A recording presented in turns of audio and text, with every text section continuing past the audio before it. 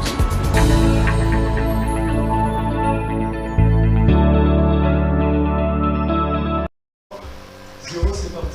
Madame, Messieurs, bonjour et bienvenue à ce nouveau numéro de l'émission CPL Débat, ce magazine des débats politiques qu'on a lancé ici chez nous. On trouve des questions importantes qui retiennent l'actualité dans plusieurs domaines sur la table, on les pose et deux invités sont sur le plateau pour tenter de donner chacun son point de vue.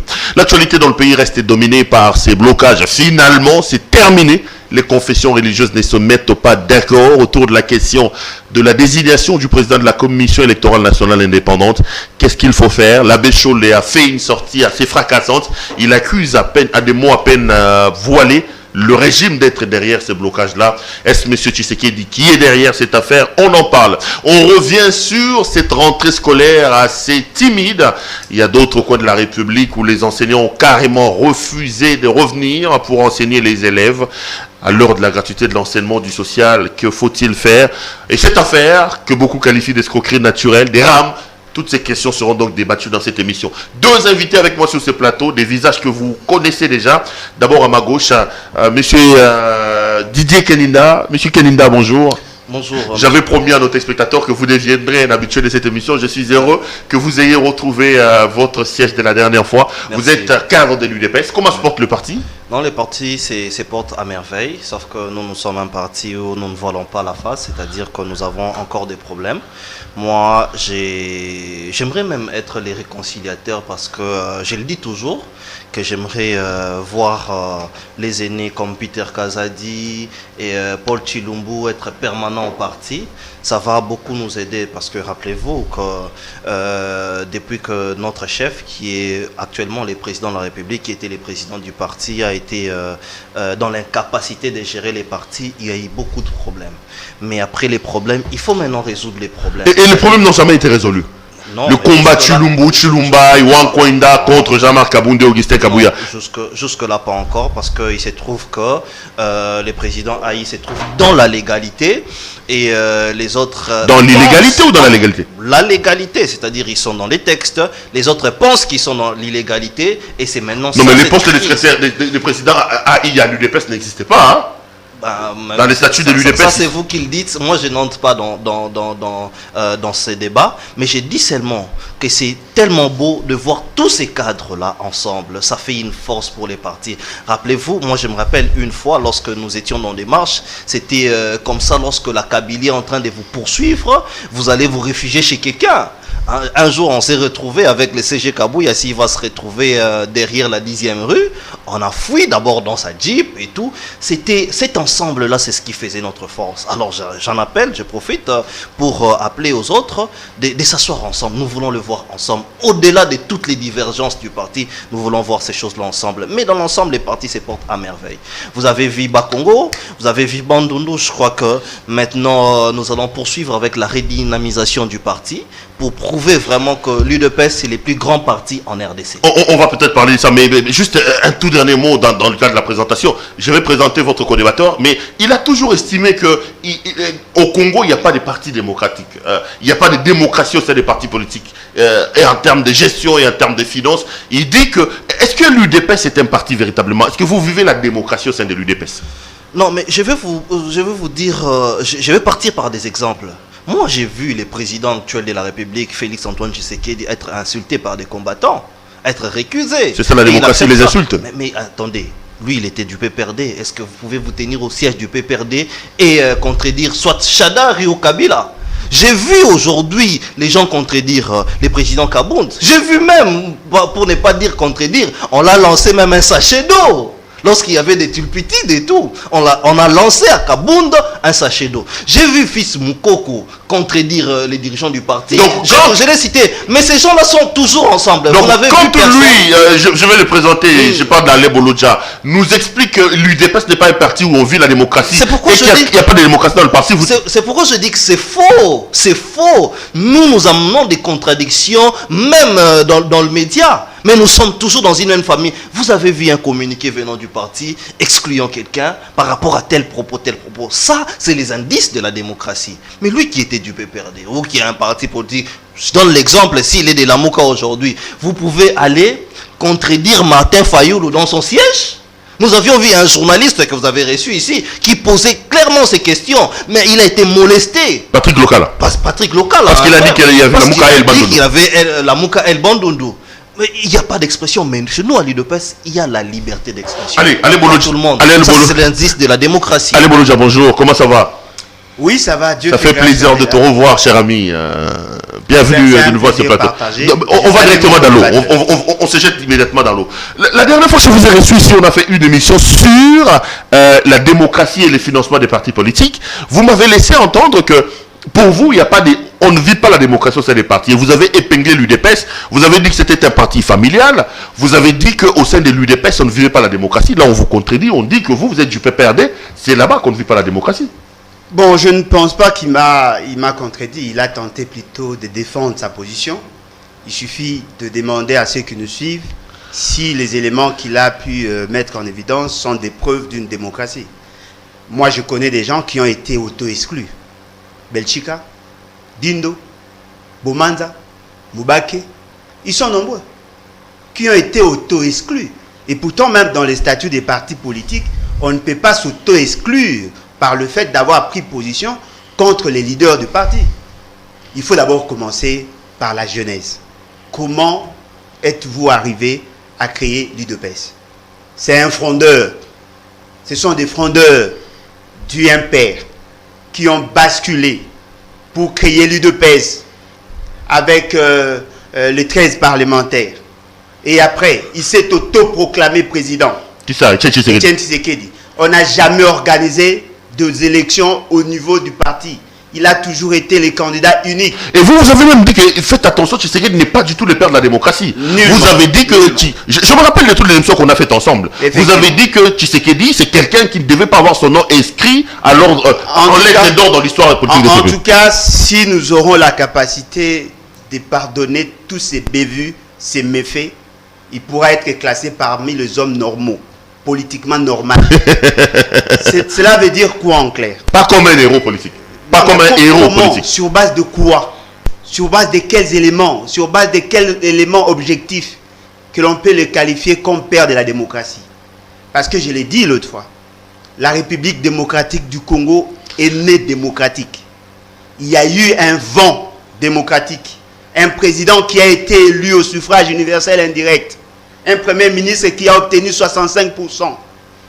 Etienne Tshisekedi et Mobutu et les autres ont renversé la pyramide en nous imposant la dictature. Il a été nommé comme commissaire spécial adjoint en charge de la justice dans une position de coup d'État. En 1965, ils ont réitéré leur volonté à nous imposer la dictature. Lui qui a proposé avec les autres la constitution qui a consacré la dictature. Lui qui a renforcé la dictature avec la réforme de 1971. Lui qui a soutenu la zaïanisation. Lui qui a soutenu la privatisation de l'État. Vous ne pouvez pas le considérer comme le père de la démocratie. Voyez-vous? Si on a le courage de citer de noms, on peut parler de Kasavubu, on peut parler de Lumumba, on peut parler de Kimba, d'Anani et les autres. Ceux qui se sont battus pour la démocratie. Parce que lorsque M. Etienne Tshisekedi se mettait en chapeau comme Mobutu avec des cannes, quand il faisait le tour du Congo pour tuer ou occasionner la mort de tous ceux qui se sont levés contre la démocratie, peut-être que notre ami... Tshisekedi était parmi les gens qui tuaient dans ce pays? Non, mais qui ont encouragé les tueries. Tshisekedi? Etienne Tshisekedi, je l'ai dit à la télé et je m'assure. Ah ben, je découvre. Non, mais effectivement... J'apprends qu'aujourd'hui qu'Etienne Tshisekedi était un tueur parmi les... Non, il a participé dans l'assassinat de Kimba. Et il a dit que c'était pour des raisons pédagogiques. Voyez-vous? Ce sont des éléments qui démontrent à suffisance qu'Etienne Tshisekedi ne peut pas être classé parmi les héros. Et l'UDPS, même, vous dites que l'UDPS n'est pas un parti de démocratie. Non, mais c'est un parti familial. Démontrez-nous qu'effectivement il y a la démocratie. Est-ce que vous savez que lorsqu'on organise un congrès, c'est justement pour donner la possibilité à tous ceux qui ont des ambitions de s'exprimer? Mais comment peut-on expliquer que les autres membres, les autres candidats ont été mis de côté justement parce qu'on voulait avoir le fils du Sphinx, entre guillemets? La démocratie ne se vit pas. Il a cité notre frère Fils Moukoko. A-t-il le droit d'aller dans votre siège de parti? On l'a rasé des cheveux devant les gens ici. Ah, voilà. C'est-à-dire que l'intolérance qui bat son plein dans ces partis démontre à suffisance que le parti n'est pas démocratique. Un autre élément, c'est par rapport à la gestion. Vous savez comment ils sont-ils arrivés, en dehors du fait qu'ils ont eu à détourner la maison du lac, comment sont-ils arrivés à avoir le siège de ces partis? Les gens ont cotisé. Mais les personnes qui devaient avoir, qui avaient droit au rapport financier l'ont appris que dans le procès. Comment l'argent a été géré? Moi, j'ai vu Albert Moleka être chassé par la femme du président. Maman Marthe. Ce qui veut dire que ce sont là des réalités qui démontrent à suffisance que tous ceux qui sont en face de nous n'ont rien de démocratie. Je comprends ils sont plus dans la théocratie. Parce que pour eux, au nom du père Yachichi, du fils Yafachi, ils sont dans cette logique. Etienne Tshisekedi n'est pas un démocrate pour eux. Etienne Tshisekedi n'est pas un président, c'est un dieu. C'est-à-dire que pour eux, Etienne Tshisekedi c'est un dieu et le fils de Dieu est Dieu. C'est ce qui fait qu'aujourd'hui, Félix Tshisekedi est égalé à Jésus-Christ.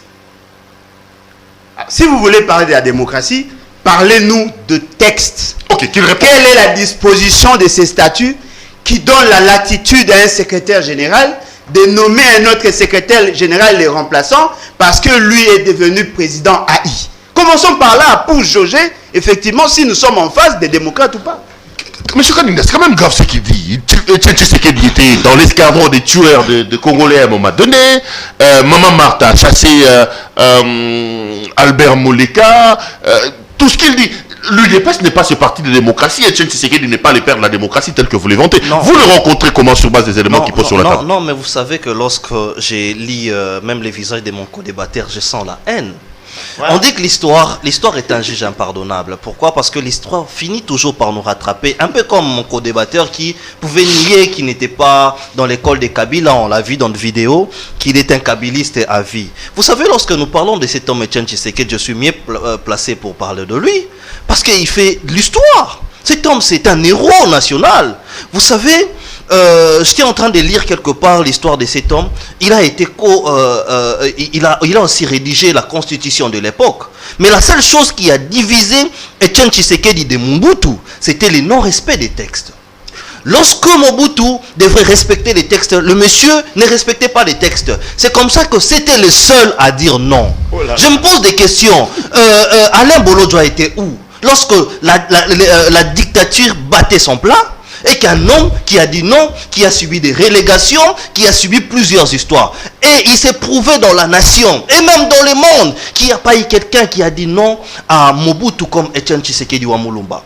Et cet homme-là a prouvé par sa constance politique qu'aujourd'hui, qu'on peut dire non au pouvoir en place, et nous avions fini par gagner les élections. Il parle par rapport à notre... à l'élection du président Félix Tshisekedi, qu'il était le seul candidat. Monsieur Alain Bolodjoa, il faut lire l'histoire. J'aimerais vous rappeler ici que Félix Antoine Tshisekedi a été candidat, mais il y avait d'autres candidats aussi, notamment David Moukeba, notamment Paul Chilumbu, notamment les CGA Djibaou. Mais ils se sont retirés avant l'élection. Justement. Ils ont retiré ils ont retiré leur candidature. Ils n'ont pas été contraints de se retirer. Ils ont vu le leadership parce que Félix Antoine Tshisekedi était d'abord secrétaire général et qui a bâti son plan parce qu'il a vendu le parti à l'extérieur. Ouais. Mais ils se sont retirés. Vous êtes déjà candidat, mais vous arrivez à la fin, vous vous retirez. Et les retraits étaient personnels. Mais quand il est dit que Tshisekedi a dit de Kimba, d'Anani, quand ils ont été assassinés, que c'était pour servir de leçons, quand il dit que Tshisekedi est un frondeur, mais il n'y a pas de démocratie, quand il évoque le fait qu'aujourd'hui le parti est un parti familial, c'est comme si c'était un empire, le père part, c'est son fils Félix Tshisekedi qui prend. Quand il dit que vous êtes dans la théocratie au nom de Yafachi, au nom de Etienne Tshisekedi de Yafachi, est-ce que ce ne sont pas des arguments qui vous convainquent quand même d'un certain malaise, d'un certain problème qui est au sein de l'UDPS? Archi faux. Etienne Tshisekedi de Rez Mémoire, notre héros national, avait plusieurs fils. Et je vous dis qu'ici que Félix Tshisekedi n'est pas le fils aîné. Parce que, vous savez, je vais vous donner un exemple comme ça. Ils sont dans le Kasaï, c'est le fils aîné qui prend le trône. Je vais vous dire une chose. Félix Antoine Tshisekedi, c'est un combattant de première heure. Il a été élu d'abord par rapport à son aura politique. C'est quelqu'un qui a accompagné les partis qui a été toujours présent. Je me rappelle même une fois, on présentait l'émission UDPS à l'époque, et il était très souvent comme acteur politique combattant des premières heures. Et il avait de plein droit de se présenter comme candidat du reste. Mais lorsque il dit ça, cela ne tient pas debout. Vous pouvez être... La démocratie, c'est aussi accepter un fils d'un leader, faire la politique, être respectueux des textes, mais aussi être candidat. Ça ne tient pas debout. Mais vous parlez de Etienne Tshisekedi, monsieur Bolodouin. De Kimba. Il faudrait... Et puis à un moment donné, on dit aussi qu'il était parmi les gens qui ont tué Lumumba, parce que bon, c'est pas lui qui disait que les crapauds, quelque chose qui est arrivé, tout exact. ça. Il aurait écrit que le crapaud arrive, il était à l'époque ministre de l'Intérieur, j'ai comme l'impression. Oui. On l'accuse également d'être dans le lot des gens qui étaient derrière la mort de Lumumba, notre héros national. Vous dites quoi de tout ça? Vous avez suivi les procès de Lumumba. Est-ce qu'on a interpellé Tshisekedi? Quel procès? Mais attendez, vous n'avez pas suivi les enfants de Lumumba, des restes mémoires, qui ont interpellé ceux qui ont assassiné leur père, par exemple. Tout ce que je veux dire, on ne mange pas l'histoire. Etienne Tshisekedi a été un homme émietté, extrait de toute inquiétude. Voilà pourquoi cet homme-là a fait face à la dictature de Mobutu. Etienne Tshisekedi n'y est pour rien dans toutes ces choses. Dans la mort de Lumumba, de Kimba, la mort de Lumumba, d'Anani, de Mamba. tout ça, ce n'est que des arguments pour charger Etienne Tshisekedi ou Lumumba. Écoutez, cet homme, c'était un démocrate. C'était un homme qui acceptait tout le monde. Vous savez, le Parlement debout a commencé par lui, parce qu'il acceptait les propos de tout le monde, les arguments de tout le monde. Je me rappelle même une fois où les combattants étaient en train de se battre par rapport à une candidature, si je ne me trompe pas, et c'était vraiment la bagarre. Lorsqu'on a interpellé le président Félix Etienne Tshisekedi, il a dit, ma joie à moi aujourd'hui, c'est lorsque les gens se battent sur les textes. Et ils sont sur les textes. Il accepte tout le monde. C'est pas une personne où il peut dire que non, il a assassiné quelqu'un. Ça, c'est faux. Ce sont des accusations fausses. C'est un homme qui nous a montré le chemin. Aujourd'hui, vous êtes libre. Aujourd'hui, vous parlez en toute démocratie. Mais c'est cet homme-là, Félix Etienne Tshisekedi ou Mulumba. Il faut du respect à cet homme. Ces grands héros, il faut du respect. Vous avez parlé des fois, je reviens vers lui. Alain Bolodja, quand il nous explique que nous devons respect à Tshisekedi, mais n'oubliez quand même que Tshisekedi, c'est une lutte de plus de 30 ans contre Mobutu. Je veux bien qu'il ait travaillé avec Mobutu lorsqu'on prend l'indépendance, mais lorsqu'on arrive déjà dans tous les 80, M. Tshisekedi a pris ses distances avec Mobutu. Est-ce que même cette repentance-là, en quittant Mobutu, en créant l'UDPS avec la lettre des 13 parlementaires, ne l'exonère pas des péchés que vous lui reprochez? Premier élément. Deuxième élément, quand il dit de vous que vous-même, vous êtes du PPRD, vous êtes un kabiliste, là, vous ne répondez pas. Kabila que vous aurez servi a aussi des dégâts et des choses pas bien qu'il a faites. Bon, en fait, je comprends la difficulté qu'a notre ami, parce que lui aussi, il était kabiliste. Voyez-vous, il a été au service de Bochab, lui et le chef de sa chaîne, quand il travaillait avec nous. Lui, il travaillait avec nous. C'est un kabiliste. Moi, je le connais de l'UDPS, il faisait des émissions pour l'UDPS. Non, mais attendez, je vous dis qu'il a travaillé avec Bochab. Didier. Ils contredisent. Mais posez-lui la question. Dans quel cas il était au service de Bochab. C'était parmi les jeunes qui aidaient Bochab à faire passer ses messages. Où ça? Non, mais à la télé, il est là. Ah. Mais comment vous pouvez appeler un journaliste parce qu'il a fait passer un message? Mais attendez, je me sens très à l'aise. Je me sens très à l'aise. Je me sens très à l'aise. Ok. Je supportais quand. Il a la parole. Donc, je suis en face des deux anciens kabilistes. Non, mais attendez. Le problème, c'est que vous travaillez dans une chaîne qui appartient à la famille Kabila. La chaîne de Jeannette Kabila. Et lui était au service de la personne de Bochab qui me contredisent. Voyez-vous? En rendant quel service? Non, mais vous savez, vous étiez... Donc, il ne peut pas vous reprocher, vous, d'être kabiliste, vous. Non, mais voilà pourquoi j'ai dit je suis surpris. Parce que apparemment, dans leur approche, ceux qui sont de bons kabilistes, ce sont ceux qui ont basculé de kabylisme au fascisme. C'est ça leur raisonnement. Prenons comment il s'appelle, Bochab. Il a travaillé avec Kabila, il a cotisé chez eux là-bas. Denis Kambaï, il a travaillé avec Kabila, il est avec eux. Jekoko a travaillé avec Kabila, il est avec eux. Francis Kalombo a travaillé avec Kabila, il est avec eux. Sama Lukonde a travaillé avec Kabila, il est avec eux. Moïse Katumbi, on risque de citer tout le monde. Citez-moi un seul poste stratégique qui est assumé par un membre de l'UDPS. Si vous allez prendre les risques, peut-être le ministère de l'Intérieur. Conseiller spécial en matière de sécurité. Il a travaillé avec Kabila. Le chargé de protocole de M. Félix Sekedi, il a travaillé avec Kabila. Le Premier ministre, Sama Lukonde, a travaillé avec Kabila. Mbosso, le président de l'Assemblée, a travaillé avec Kabila.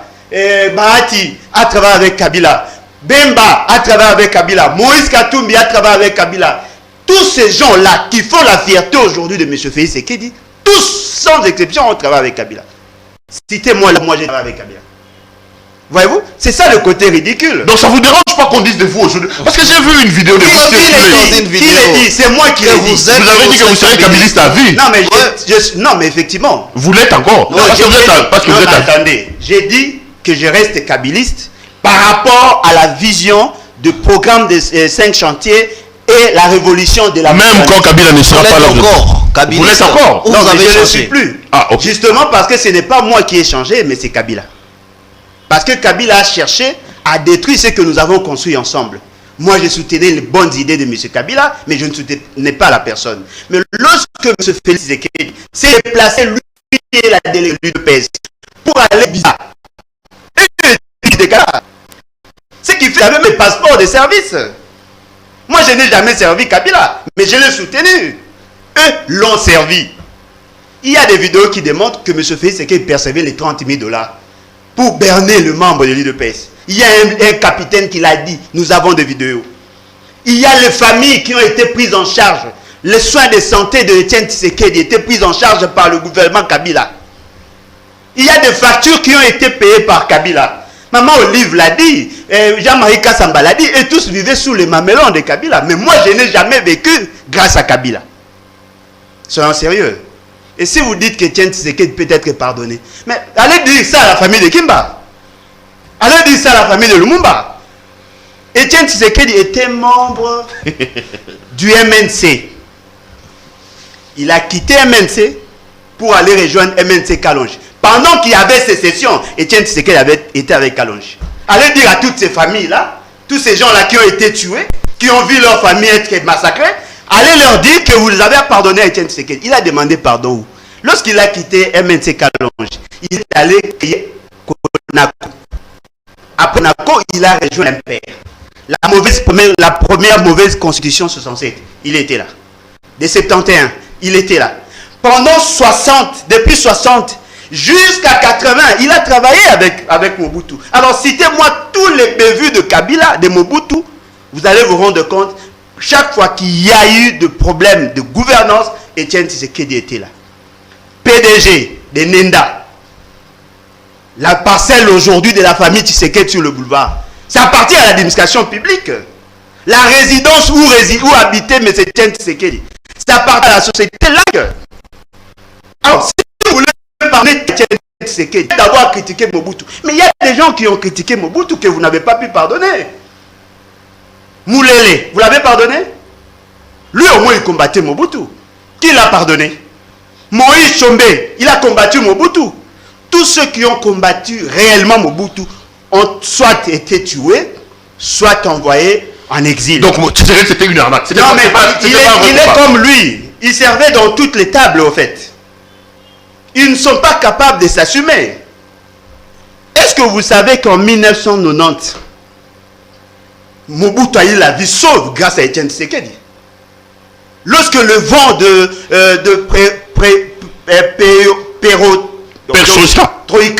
Perestroïka. Effectivement, Mobutu a eu la vie sauve. Avec la fin de la guerre froide. Effectivement, Mobutu a eu la vie sauve grâce à Etienne Tshisekedi. C'est tonnerre. C'est lui qui servait de fusible. Il a accompagné Mobutu.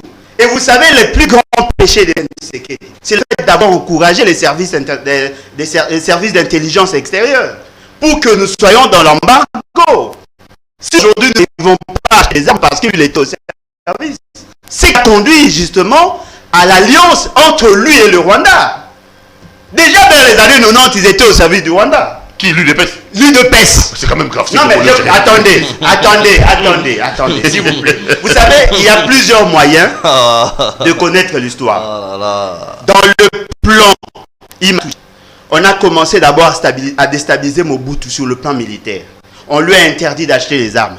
Et après, on a pillé l'économie pour qu'il n'ait pas le moyen de sa politique. 2 ans après, 1 année après, on a tué Abiyarimana et on a attaqué la République démocratique du Congo. En 1996, eux, ils étaient avec Kagame. Ils ont dit à tout le monde, recevez-le, ce sont nos frères. Quand ils parlaient, Kagame était derrière, non? Ils ont soutenu la désarticulation de l'État. Si vous voulez aujourd'hui leur pardonner tout ce qu'ils ont pu faire, ayez le courage de pardonner à tout le monde, parce qu'il y a le... Mais demandez pardon aussi. Vous demandez pardon. Je demande pardon. Est-ce que vous demandez aussi pardon? Soyons sérieux. Moi, j'ai quitté Kabila après Félix Tshisekedi.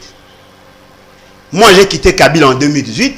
Félix Tshisekedi a quitté Kabila en 2018. Soyons sérieux. Franchement, soyons sérieux. Vous avez vécu sous le mamelon de Kabila.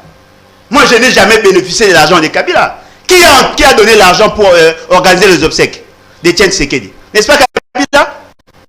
Soyez sérieux.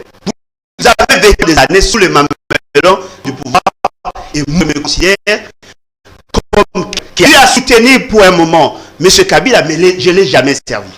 Quelque chose à dire après tout? Monsieur, après toute vérité. Vos rancœurs ou vos rancunes entre les systèmes ou votre famille Kabila ne nous concernent pas. Ne concernent pas non plus ceux qui nous suivent. Mais j'aimerais ici rebondir par rapport à plusieurs points qu'il a dit. D'abord, vous avez servi au Chab. Je n'ai jamais été kabiliste, je ne le serai jamais. D'abord, vous n'avez jamais servi. Premièrement, moi, ma carrière, elle est connue. Je suis licencié. D'abord, ma carrière, elle est connue. J'ai commencé les médias avec une émission de phare soutien Etienne Tshisekedi. La dite émission qui a été reléguée ou continuée par Eliezer Tamboué, qui après a été député même national. Nous représentons l'émission, moi et Babi Balokuna. Je quitte en 2010, bien sûr. Je quitte RLTV pour la chaîne qui était de l'UDPS à l'époque, gérée par un secrétaire général de l'UDPS, Alexis Moutanda, où je présente l'émission UDPS. Une émission conçue, une émission patronné par lui-même les Sphinx Etienne Tshisekedi Wamulumba. Je présente cette émission jusqu'aux élections 2011. C'est moi qui reçois tous les candidats de l'UDPS. C'est moi qui présente les partis. C'est moi qui distribue les images d'Etienne Tshisekedi dans tout l'ensemble de la République. Rappelez-vous, il avait un seul caméraman qui était bienvenu, qui est encore aujourd'hui à CNTV et même à la présidence de la République. Et c'est moi qui coordonnais. Et après, j'ai travaillé chez Serge Kaye, mais donc vous dites comme responsable de la rédaction, bien sûr, mais vous n'en savez peut-être rien. Perrault peut nous dire, quand vous êtes responsable d'une rédaction, vous devez toucher à toutes les couches. Si aujourd'hui je commente un événement, Debochab, ça ne fait pas de moi kabiliste. Ça ne fait pas de moi kabiliste. Alors que vous l'aviez dit. Vous l'aviez accepté. Vous n'avez pas travaillé pour Bochab comme il dit? Je n'ai jamais travaillé pour Bochab. Il est en train de me suivre. Il ne faut pas aujourd'hui ici faire des raccordements ethniques ou familiales pour dire que j'ai travaillé pour Bochab. Non. Ma carrière, elle est simple. Et après, j'ai embrassé, j'ai été responsable des communications de la Sokoda pendant beaucoup d'années. Dans toutes les tables. Justement. Mais pour vous dire, faut pour vous parler que vous dites ici que Etienne Tshisekedi a sauvé Mobutu. Oui. Je vous dis oui, parce que le seul souci qu'animait Etienne Tshisekedi, c'était de voir Mobutu en dehors de la présidence vivant et voir la RDC vivre la démocratie comme nous la vivons aujourd'hui. Oh là là. Vous êtes là, vous parlez librement, vous sortez ici sans être inquiété. Mais au moment de Mobutu, est-ce que vous pouviez vous parler, être contre le pouvoir? On peut vous suivre partout, même sur vos tweets. Je donne un exemple de votre tweet, je crois, d'hier ou quelques heures avant, où c'est l'abbé Cholé qui s'entremêle entre eux, les religieux, mais vous citez l'UDPS et vous citez Fachi. Qu'est-ce que ça a à voir? Quand vous dites Fachi, c'est qui là? Par rapport aux obsèques, voilà, par rapport aux obsèques, un lapsus, c'est Félix Antoine Tshisekedi. Par rapport aux obsèques d'Etienne Tshisekedi, vous oubliez que cette fille est un ancien Premier ministre. Oh là là. Mais vous oubliez peut-être. Je vais vous dire aujourd'hui que tous les anciens Premiers ministres sont pris en charge par les trésors publics. Vous oubliez ça. Vous avez géré, vous avez été avec Kabila. Vous avez été à la gestion. Vous connaissez ces notions élémentaires. Il ne faut pas ici faire des faux fuyants. Nous restons un parti démocratique. Vous voyez aujourd'hui les deux personnes au pouvoir. Vous avez été inquiété combien de fois, vous? Alors que nous, vous, la Kabylie, vous avez brûlé des gens là-bas au siège. Vous, la Kabylie. Quand tu faisais tes émissions, tu étais inquiété. Mais attendez. Est-ce que je peux relever tout ce qui a été. Je peux relever tout ce qui a été ici. Moi et Babi ont co-présenté l'émission. Nos passeports ont été où? Ravis? Ben je vous dis, nos passeports ravis. Babi qui habitait déjà à la Belgique, nos passeports qui ont été confisqués. Je peux vous dire tout ça. Nos combattants de l'UDPS, vous les avez brûlés vivants, vous. Parce que vous n'acceptez pas la contradiction. Il ne faut pas ici être un kabyliste et vous essuyer. Demandez pardon comme les autres. Si vous voulez vous acquitter de la Kabylie, demandez pardon comme les autres. Vous parlez de notre alliance. Nous avions cru que les changements est possible d'abord par les changements des mentalités. Parce que nous croyons en l'homme. Si vous lisez les statuts de l'UDPS, vous verrez que c'est l'homme qui est au centre. Nous croyons que l'homme peut changer. C'est comme ça que nous avions donné confiance à la Kabylie. C'est comme ça que nous avions accepté de tendre à Kabila la main pour travailler avec eux. Mais ça n'a pas tardé pour que nous disions la vérité. Mais vous étiez au FCC. La mégestion, toutes ces choses, la gabégie. Est-ce que vous aviez dit non à ces choses? Il faudrait aujourd'hui féliciter le président de la République, Félix Antoine Tshisekedi, qui a embrassé d'autres personnes qui étaient des adversaires politiques, qui a travaillé même avec eux, mais qui s'est dit que là, ça suffit, nous devons faire un autre chemin. Et il a demandé pardon. Mais vous, est-ce qu'il a demandé pardon? À qui et pourquoi? Voilà, c'est ça le raisonnement. Et pourquoi? Mais cela n'a pas fait de lui kabyliste. Mais vous aviez dit que vous êtes kabyliste et vous les serrez. Dites-moi, par rapport à vos déclarations. À Ibiza. Non, attendez, comment est-il arrivé à Ibiza? Vous voyez que vous êtes et les autres ont été pris en charge par les services publics. Vous l'aviez dit vous-même, en âme et conscience, sur une chaîne nationale, que vous êtes kabyliste, pas pour les postes, et vous laisserez, vous resterez kabyliste. Est-ce qu'aujourd'hui, quand vous regardez ces téléspectateurs, pouvez-vous demander pardon sur ce genre de... C'est ça le côté ridicule.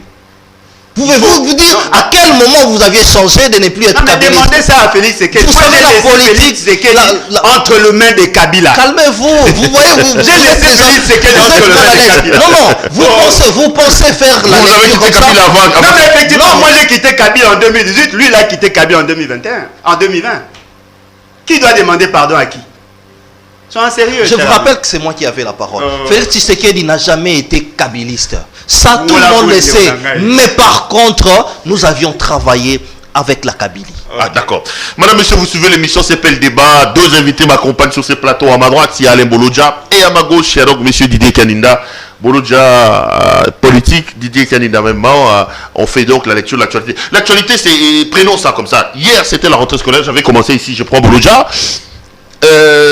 Alain, on assiste quand même à une rentrée timide ou, je sais pas moi, chaude, mais le gouvernement, le régime a quand même réussi à renvoyer les enfants à l'école et les estimations présentées, je crois hier ou avant-hier, on note qu'il y aura plus de 2 millions d'enfants qui vont intégrer le système éducatif à cause de la gratuité de l'enseignement. On peut ne pas aimer M. Tshisekedi, mais là, c'est quand même à saluer, non? Non, mais pourquoi cherchez-vous seulement que tout le monde l'aime? On peut ou ne pas aimer le peuple, il faut reconnaître qu'ils ne font rien. Voyez-vous? Je voudrais d'abord recadrer notre ami qui donne l'impression de n'avoir pas la volonté de défendre M. Félix Tshisekedi. Je sais que vous avez vécu pendant des années sous le mamelon de Kabila. Et tu le sais. Si on m'avait envoyé une autre personne, j'allais me dire, ok, voilà, je suis en face de quelqu'un qui est fort, un bon Kabylie, un bon Tshisekediste, peut-être je serais mal à l'aise, mais pas toi. On se connaît, cher ami. On se connaît. Qu'est-ce que vous avez fait dans l'obscurité? Tu en parles avec la effectivement. Bon, non, vous n'allez pas Kabila. Qu'est-ce qu'il y a? Les avantages qu'ont eu ces messieurs, lui et leur bande, de tous ces journalistes-là qui approchaient Kabila, moi je ne l'ai jamais eu. Et ont bien vécu avec Kabila. Tu peux citer ces avantages. Non mais attendez. Mais puisque tu dis que tu connais avec Kabila, ils ont eu des avantages que moi je n'ai jamais eu. Vous savez pourquoi? Parce que moi je soutenais les idées, eux soutenaient l'individu. Et donc tu as quitté parce qu'il n'y avait pas d'avantage. Non mais effectivement. Parce que la personne qui portait l'idée ne répondait plus à l'exigence de l'idée. Voilà pourquoi moi je l'ai quitté. Moi j'ai quitté Kabila en 2018. Vous l'avez servi jusqu'en 2020. Soyez reconnaissants. Il a fait de vous ce que vous êtes. Vous parlez de la gratuité de l'enseignement. Vous savez la plus grande difficulté ou l'avantage qu'ont nos amis, quand ils viennent dans des chaînes de télévision, ils commencent directement à ressasser ce qui s'est dit dans la rue. Soyez sincères, dites-nous, est-ce que vous sentez qu'effectivement, lorsque vous êtes en face des gens qui sont du pouvoir, ils vous amènent les données et la technicité voulue pour être à la tête du pays? On est toujours dans le débat stérile. On est toujours dans les à côté. Justement parce que nos amis n'ont jamais été initiés pour être des gouvernants. Ce sont des gens qui sont nés dans la rue. Et là, dans leur raisonnement, ils restent dans la rue. J'ai suivi M. Félix Tshisekedi quand il faisait semblant de chercher à séduire la population. Il dit il y aura 2 millions d'enfants qui vont intégrer l'école grâce à la gratuité. Ce message a été relayé par ce fameux ministre de l'EPST. Il a dit la même chose. Nous devons commencer d'abord par la rentrée scolaire. Chers concitoyens, pour bien analyser ces faits-là, il fallait d'abord nous dire, au regard de ce qui s'est passé l'année scolaire passée, si je peux le dire, il y aura un accroissement de temps. Nous nous attendons à 30 millions d'élèves. Deuxième question. Qu'est-ce qui fait que le jour de la rentrée, il y a eu moins d'engouement que les prévisions? Quelles sont les raisons? Qu'est-ce qui fait que les enfants n'ont pas pu rejoindre l'école? Combien d'enseignants attendions-nous pour la rentrée et combien sont venus répondre à l'appel? Quel est le cadre que nous avons apprêté pour accueillir les enfants? Et par la suite, on va faire une bonne analyse.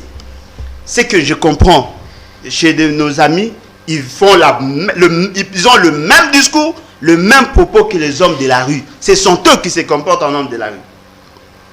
30 millions d'élèves. Et si vous analysez très bien, l'accroissement, ça correspond nettement avec l'accroissement du taux démographique. Chaque année, il y a plus de 2 millions d'enfants qui s'ajoutent. Naturellement.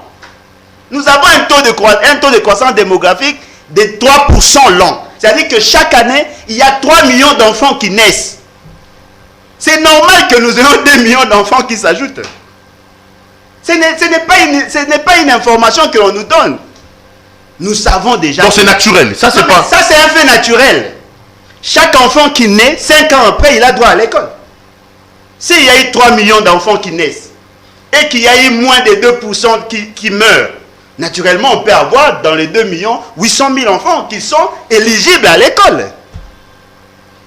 Les raisonnements de ceux qui sont au pouvoir devaient plutôt être, il y a 3 millions d'enfants qui s'ajoutent, on avait combien de salles de classe, on en a ajouté combien, on avait combien d'enseignants, on en a ajouté combien, on avait quel budget, on en a ajouté combien. C'est ça la gouvernance.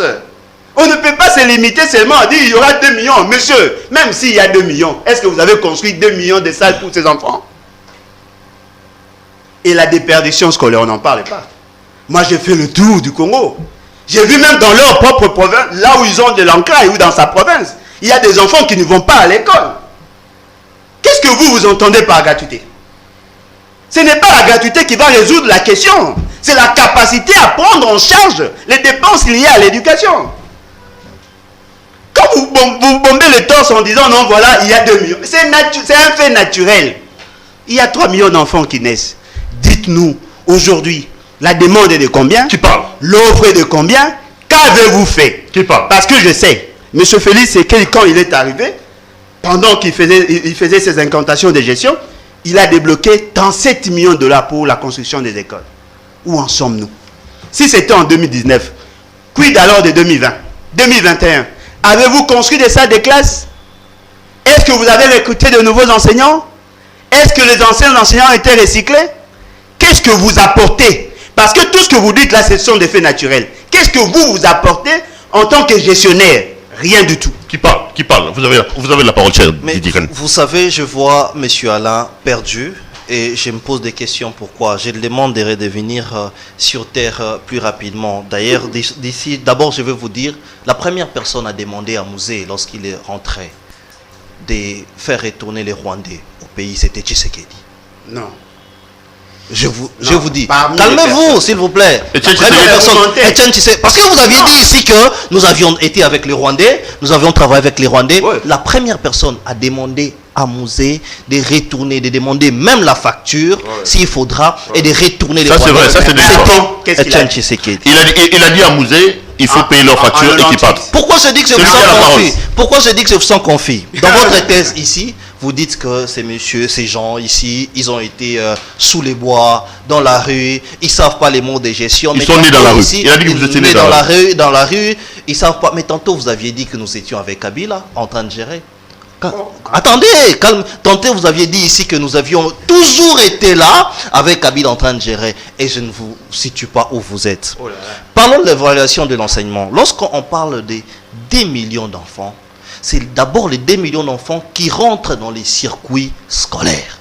C'est ça. Attendez, calmez-vous. C'était des enfants qui n'étudiaient pas, faute de moyens. La gratuité de l'enseignement a des effets positifs qui a fait que ces enfants puissent rentrer dans les circuits scolaires. Faites parler Lorsque vous parlez statistiques, n'oubliez pas aussi lorsque vous dites que c'est entre 3 millions d'enfants qui viennent au monde, qui naissent, il y a aussi des finalistes qui sortent du circuit scolaire. mais Attendez, s'il vous plaît. Attendez. Parlez des Et ces statistiques. circuits Combien? fait que, attendez, ces circuits fait que la rentrée ne puisse pas être viable et tout est visible. C'est pourquoi nous vous disons, cette gratuité-là, cette année comme l'année dernière, a fait que plus de 2 millions d'enfants puissent rentrer dans les milliers scolaires. Et quand on parle de ces enfants-là, nous faisons les statistiques, pas des enfants qui rentrent en première ou non, des enfants qui étaient en dehors. Vous voyez l'ensemble de la République, nous parlons de l'ensemble des républiques. Parlons des écoles réhabilitées. Ça a été le premier travail qui a été fait dans le projet 100 jours. Nous avions réhabilité dans l'ensemble de la République plus de 2000 écoles. Oh là là. Ben oui, Dans le programme dans de 100 l'ensemble. jours. Justement, ici à Kinshasa et ailleurs, nous avions 2000. réhabilité. Mais certes, 2000 écoles. oui, exactement. Mais certes, vous aviez sillonné la République, comme vous le dites. Vous aviez sillonné la République. Mais certes, pour moi, je me dis qu'en 3 mois, cas Tony Mwaba, vous ne pouvez pas l'attribuer l'échec de vous, la Kabylie de 18 ans. Oui. Vous aviez biaisé l'éducation des enfants. Exactement. Aujourd'hui, nous avons un système carrément biaisé. Nous voyons même des images de nos élèves qui sont aujourd'hui pornographes, de mœurs qui ne sont plus. Pourquoi? Parce qu'un système de 18 ans, vous ne pouvez pas réparer ce système de 18 ans en 3 mois. Donc, ou en 2 ans. Vous voulez dire quoi? En 2-3 ans, Félix Tshisekedi a déjà construit 2000 écoles. En 2 ans, la première année, 2000 écoles. les programmes réhabilités dans 2000. l'ensemble de la République. 2000. Réhabilités, 2000 écoles réhabilitées. Il y a, Je vous dis. où exactement? À Kinshasa? À Kinshasa?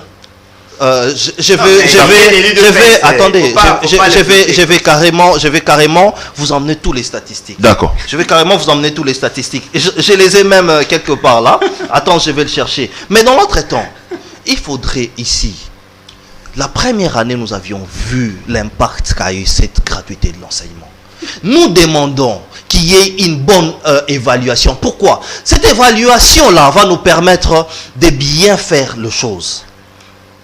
Cette évaluation-là va nous permettre de bien faire les choses. Voilà pourquoi, quand nous faisons des lobbying, je suis parmi ces personnes qui disent que le ministre actuel, Tony Mwaba, doit faire beaucoup d'efforts, de faire une bonne évaluation pour embrasser bien cette année. Je suis parmi les gens qui croient qu'il y a tellement beaucoup de choses à faire qu'une évaluation qui n'a pas été bien faite, on n'aura pas assez de grands résultats.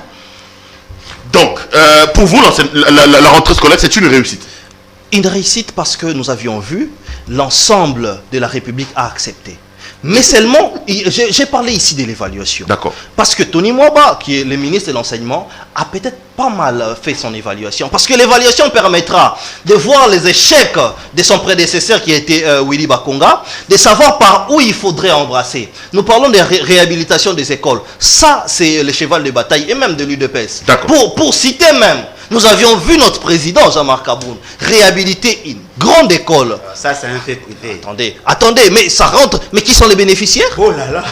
Qui sont les bénéficiaires? Mais Kaboun ne l'a pas fait au nom de l'État. Mais justement, mais qui en sont les bénéficiaires?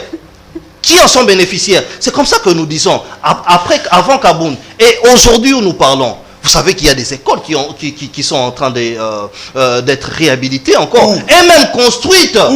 Et même construites. Le président Kaboun en a parlé. Attendez, vous me demandez où? Je vous ai dit, calmez-vous, je vais vous dire. D'accord. D'accord. Madame, monsieur, on va prendre le troisième thème de cette émission. C'est la question de la Commission électorale nationale indépendante. Didier Kaninda, vous gardez la parole.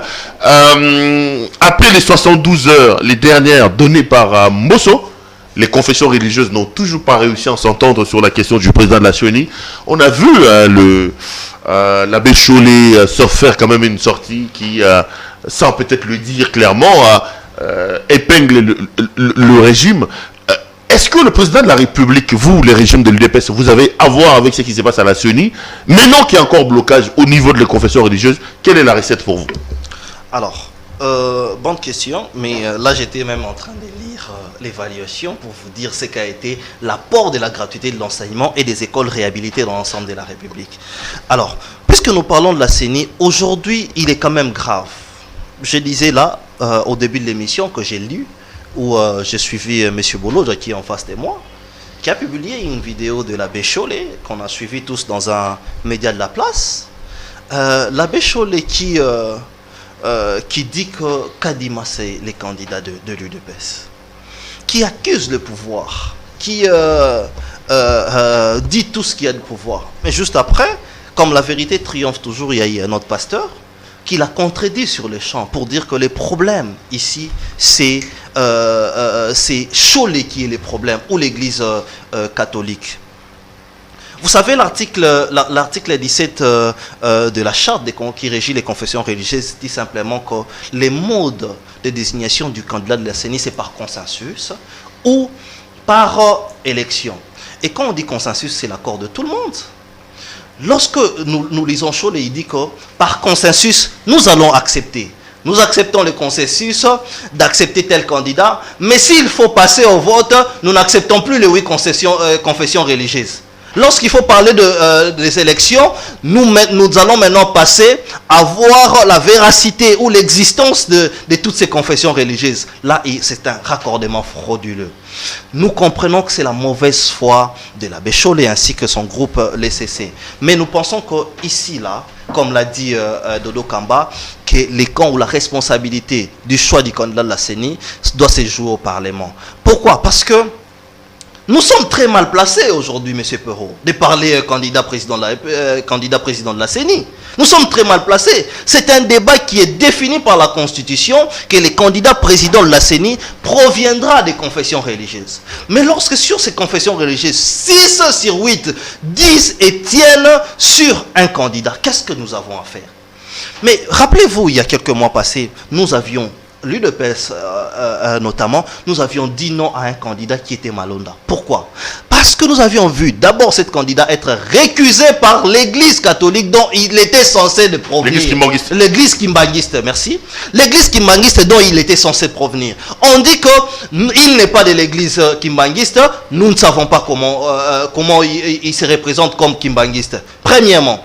Deuxièmement, nuitamment nous voyons les gens déposer leur PV, mais nous voyons l'ancien président de l'Assemblée nationale entériner Rossa Malonda. C'est comme ça que nous avions dit non, parce que cela régissait toute la nation. Mais là, nous disons que l'Assemblée nationale doit prendre ses responsabilités. Pourquoi? Parce que nous avions vu les débats. Quand vous allez aux élections, quand vous élisez, sur le 8, 6 tiennent et disent que c'est M. Kadima qui a été choisi. Et voici même les raisons où j'ai dit que l'église catholique aujourd'hui doit se repentir, où le Chollet doit aujourd'hui se repentir. Voici même la raison majeure. On dit que Kadima a été récusé. Pourquoi? Parce que Kadima a un péché. Le plus grand péché de Kadima, c'est d'être Kassaïen. Oh là là. Le plus grand péché de Kadima, c'est d'être dans la même région que le président de la République. C'est comme ça que son nom a été radié avant. Mais nous disons que c'est une responsabilité de l'Assemblée nationale, mais nous avions tous vu la mauvaise foi de l'Église catholique. Allez Mouloudja, quelle recette? Il dit qu'aujourd'hui les carottes sont cuites, il faut que Mbosso et ses hommes se prennent en charge. Selon la loi, c'est l'Assemblée nationale qui doit finalement régler ces problèmes.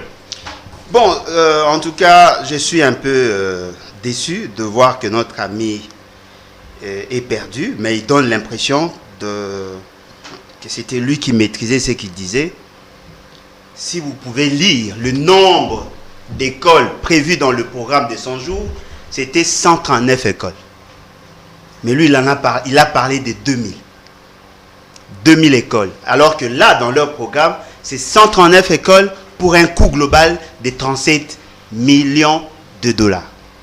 Ça, c'est du mensonge. C'est ce que nous ne devons pas faire passer. Quand vous dites que vous avez réhabilité 2000 écoles, c'est du mensonge. Je les ai énumérés ici, 139 non, mais ça vient de votre laboratoire. Construites. Non, mais j'ai les plans ici. 139 écoles construites. Non. Et les écoles réhabilitées. Non, cher ami. 119 écoles parachevées. Oh là là là là. Non, mais c'est votre 139 écoles. Attendez, c'est ici en français facile. Non, mais attendez. C'est ici en français facile. École à parachever. 119 écoles. École technique, industrielle, moderne et tout ça. 3 écoles. École PRRIS. 6 écoles. École à réhabiliter. 11. Soyons sérieux. C'est votre document. Je suis mieux placé ici. Non, mais vous êtes mieux placé par rapport à quoi? Je suis mieux placé ici pour vous donner les retombées de la gratuité de l'enseignement. Mais vous ne l'avez pas fait. Attendez, il n'y a pas que les 139 écoles. Il y a aussi les enseignants. 14 000 enseignants qui ont été rentrés dans les circuits bancaires. 14 000. Cher ami, vous n'avez pas les statistiques. Monsieur Félix Sekei a parlé de 37 000. Attendez. Non, mais supportez. Allez-y. Vous avez gaspillé votre temps ici? Allez-y. Il y a plus de 600 000 enseignants qui devaient être pris en charge par l'État. Il n'y en avait que 250 000 lorsque vous avez commencé avec la gratuité. Aujourd'hui, nous sommes à 700 et quelques mille. Vous avez engagé les enseignants assis. Ce sont vos militants de parti qui ont gonflé les listes. Et sur les 600 000 anciens, il n'y avait que 300 000 que vous avez pris en charge. Vous avez promis de prendre les restes en charge au mois d'avril 2020. Vous ne l'avez pas fait pour des raisons de Covid. Voyez-vous? Alors, si vous ne maîtrisez pas le problème, comment pouvez-vous les solutionner? Tout ce que vous dites là, c'est du mensonge. Vous avez maîtrisé le problème avec la Kabylie. Quelles sont les solutions? Non, mais Kabila a fait de vous ce que vous êtes. Il a fait quoi? Il a fait de vous ce que vous êtes. C'est-à-dire, vous qui n'avez même pas nous avions gagné les élections. Vous avez gagné les élections. Les mieux plantés. Attendez. Laissez-moi parler, s'il vous plaît. Un parti mais dites la vérité. Un parti mieux implanté avec moins de 10% de sièges. Soyons sérieux. Le plus grand parti avec moins de 10% de sièges au niveau du Parlement. Vous avez combien de sénateurs? Vous? Soyons sérieux. Vous ne représentez pas grand-chose. Votre seul atout, c'est le courage de passer à la télé et d'affronter les autres. Vous n'avez rien. Rien du tout. Nous parlons du processus électoral. Je crois que c'est quand même décevant. Parce que dans la société, comme le dit souvent, que j'aime le dire Guy Rocher, lorsque vous êtes en face d'un phénomène social, il faut disséquer les éléments culturels aux éléments structurels. Comme ça, ça vous facilite de mieux comprendre les faits. Dans notre société, nous avons dit non à la corruption. Dans notre société, nous avons dit nous devons faire la promotion des valeurs cardinales et des valeurs républicaines. Monsieur Félix Tshisekedi et sa cohorte ont eu à soutenir la candidature de Denis Kadima, alors que Malonda était aussi candidat. Ce qui est surprenant. Malonda a déposé sa candidature. Il y a une église qui a porté la responsabilité. Cette église avait son représentant. On a chassé même son représentant justement parce que c'est les représentants qui avaient présenté la candidature. Ça, c'est un problème entre membres de l'église. Ça ne concernait pas de Malonda et de Malonda. Mais à cause de la clameur publique et par le fait qu'on a compris qu'il était en connivence, il était pratiquement le candidat de Kabila, Tout le monde a soutenu son départ. Mais aujourd'hui, nous avons l'approche de King Moulumba. Kabila désire. Aujourd'hui, nous avons Denis Kadima désire. Kadima ou rien. Mais si vous faites le choix entre la population ou les élections apaisées et Kadima, ce qui veut dire que vous avez des cartes, vous avez une stratégie qui est cachée. Fort malheureusement, je vous connais. Je vous connais suffisamment pour comprendre que M. Félix Sekedi est derrière, tout en sachant qu'il n'a jamais été élu, il va trouver l'opportunité non seulement de se faire proclamer élu et de se donner une certaine majorité pour qu'il soit maintenu au pouvoir. Et je sais pourquoi. Le fait seulement qu'il a cherché à trouver un investisseur pour relancer la production électrique, il pense que la personne va décaisser 80 milliards de dollars et dans vos calculs, vous dites, ok, on doit s'accrocher au pouvoir justement pour bénéficier des miettes. Ça ne viendra pas. Aujourd'hui, on vous dit, il y a eu corruption. Il y a eu tentative de corruption. Qu'est-ce que vous faites? Vous bouchez vos oreilles. Mais lorsqu'il s'agissait de la corruption pour les députés de l'UDPS, vous avez suspendu l'installation du Sénat. Lorsqu'il y a des soupçons de corruption, vous avez suspendu l'installation du Sénat, alors que vous n'avez pas le droit de le faire. Aujourd'hui, on vous dit qu'il y a eu tentative de corruption. Il y a plusieurs sources. Soni Kafuta l'a dit. Il était membre. Abbé Cholé l'a dit. Ils sont nombreux, ceux qui disent qu'il y avait effectivement intention de corrompre.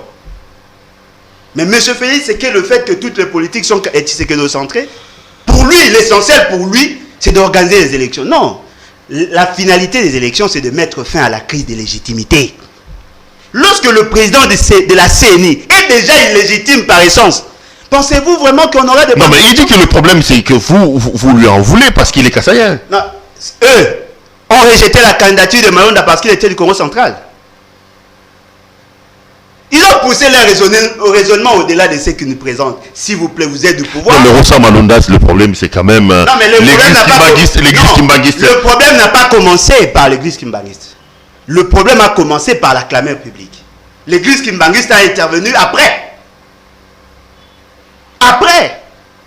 Si vous l'avez rejeté Malonda parce qu'il est du Congo central, et que l'on rejette Kadima parce qu'il est du Congo, ce qui veut dire les deux doivent partir. Présentez-nous Malone et deux autres candidats. Mais quand tu dis que c'est l'Assemblée nationale qui doit régler les problèmes, c'est quand même la loi, non? Non, mais voilà pourquoi je dis, tout a été tshisekedi-centré. Qui ont fait cette loi-là? Qui l'ont révisée? Qui ont donné la latitude à l'Assemblée nationale où eux ont la majorité de le faire? Lorsqu'il s'agissait de Malonda, pourquoi on ne lui a pas donné la chance de se maintenir? Denis Kadima a été déjà rejeté en 2020 comme candidat. Vous l'avez repêché. Et les gens peuvent aussi se poser la question comme toi. Probablement parce qu'il est du Kassai que vous soutenez sa candidature. Or ici, nous parlons du processus électoral. Nous avons besoin des gens qui sont pétris de valeurs. Il a déjà un déficit d'éthique. Ce n'est pas moi qui le dis, c'est M. Cholé. Lorsque quelqu'un amène la candidature, on vous dit la candidature est portée par le président de la République. Voici, il y a l'argent, voici, il y a la JEP. Dans un pays sérieux, on suspend tout.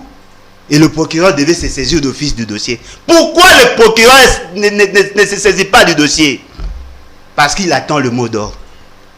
Voyez-vous? C'est-à-dire qu'aujourd'hui, nos amis veulent créer une nouvelle république des immoraux et des inconscients. Ça, je ne peux pas accepter. On vous parle de la corruption. Et ce qui est encore grave, au niveau de l'Assemblée nationale, on a parlé de la corruption. Personne n'est inquiété. On va terminer l'émission. C'est quand même grave comme... On va terminer l'émission, on vient de dépasser l'heure.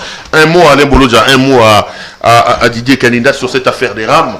Alain Bolodja, on a vu le ministre Kibasa dire que le RAM participe aide ou accompagne la gratuité de l'enseignement, le Wi-Fi dans les universités. En réalité, on a l'impression que c'est une bonne idée, mais qui est peut-être mal présentée et mal vendue. Non, ce n'est pas une bonne idée. Ce n'est pas une bonne idée. Ça, ce sont des fantasmes. Il n'a même pas réfléchi. Il n'arrive même pas à bien mentir. Vous savez, la question de la fiscalité est transversale. Ça demande l'implication de plusieurs ministères. Si lui, il est ministre de Pétentique, mais ce n'est pas lui qui est le trésorier en chef de l'État. Il faut que le ministre des Finances sache ce qu'il va faire avec l'argent Et comment cela doit se faire? Ce n'est pas lui qui doit porter la proposition de loi. Ce n'est pas à lui. Ça doit être porté par le gouvernement. Parce qu'il y a l'implication de plusieurs ministères.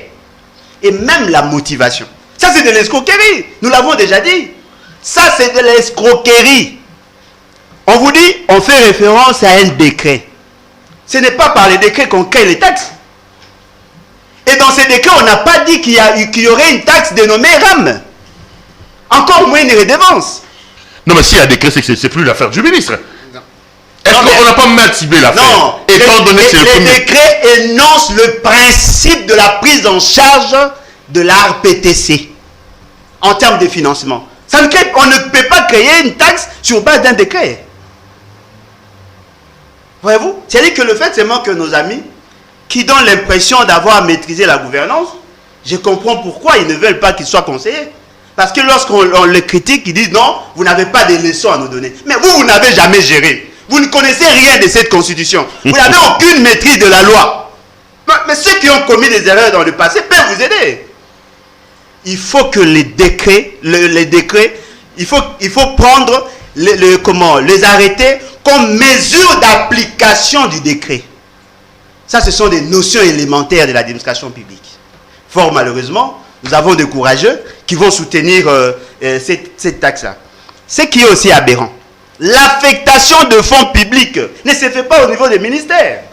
Il faut que tout cet argent apparaisse dans le budget. C'est la clé de répartition qui doit fixer le mécanisme de gestion. C'est la même chose avec la TVA. Ce n'est pas le ministre qui décide seul. Il faut qu'il y ait débat au niveau du Conseil des ministres. C'est le gouvernement qui doit décider. Et tout ça doit passer impérativement par le Parlement. Parce que le Parlement est supposé être la représentation nationale. Mais lorsqu'on prend au niveau des boutiques, on gère comme si on gérait le parti de PES dans leur anarchie. Et à la fin, on nous présente un document. Lorsque nous fustigeons, tout le monde disait non, laissez, c'est un mécanisme pour financer. Qui lui a donné le droit de financer la gratuité avec cet argent? Voyez-vous? Ok. Le plus grand péché de Kabila, c'est le fait d'avoir fait de ces gens les représentants du peuple ou d'avoir donné à ces gens le pouvoir sans avoir l'onction populaire. D'accord. Je crois qu'Alain Bolodjo, un jour, il écrira un livre pourquoi aussi il a quitté Kabila ou pourquoi il ne s'est pas retrouvé. Alors là, c'est normal parce que vous vous situez déjà. Je vais rapidement là te lire les retombées de la gratuité de l'enseignement pour rentrer dans le dossier RAM. Calme-toi. Il y a eu 139 écoles construites dans l'ensemble de la République. Il y a eu 14 000 enseignants qui ont été pris en charge par l'État. Pris en charge.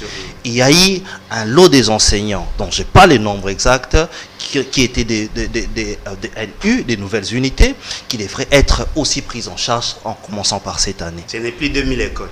Attendez. Non, l'ensemble, c'est 2000 écoles réhabilitées. Là, je parle des écoles construites. Je vous parle des écoles construites. Vous avez touché plusieurs points pour parler du choix de Kadima. Vous aviez dit quelque chose qui m'a plu ici, M. Bolodjo. Que lorsque Cholet dit qu'il y a eu des feux de corruption, mais le même Cholet, pourquoi il ne se présente pas à la justice pour dire voici telle proposition que nous avions eue? Pourquoi?